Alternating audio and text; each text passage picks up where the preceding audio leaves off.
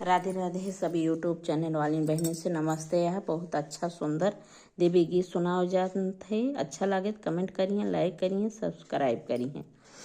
पटी खोला हे मैया चढ़ाई चुनरी, पटे खोला हे मैया चढ़ाई चुनरी, चढ़ाई चुनरी है चढ़ाई चुनरी, पटे खोला हे मैया चढ़ाई चुनरी, पटे खोला हे मैया चढ़ाई चुनरी। के का मांग भी कंचन काया, कंचन काया हो कंचन काया, के का मांग भी सुहाग चुनरी, पट खोला हे मैया चढ़ाई चुनरी, के का मांगब सुहाग चुनरी, पटे खोला हे मैया चढ़ाई चुनरी, पटे खोला हे मैया चढ़ाई चुनरी।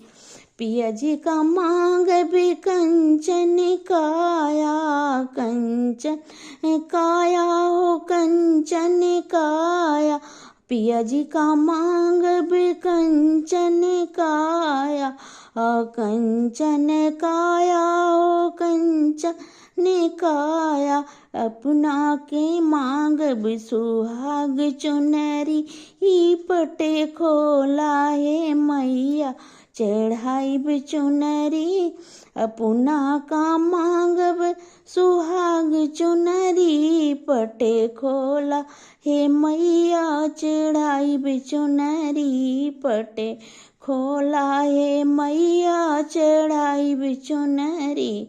के का मांग पियन धन सोनवा, आयन धन सोनवा हो अन धन सोनवा, की का मांगब भतीज भैया, पटे को लाहो मैया चढ़ाई चुनरी, के का मांगब भतीज भैया, पटे को लाहे मैया चढ़ाई चुनरी, पटे खोला हे मैया चढ़ाई चुनरी। ससुरा का मांग बेयन धन सोनवायन धन सोनवा होयन धन सोनवा, अरे नैहर में मांगब भतीज भैया, पटे खोला हे मैया चढ़ाई चुनरी, पटे खोला हे मैया चढ़ाई चुनरी, पटे खोला हे मैया।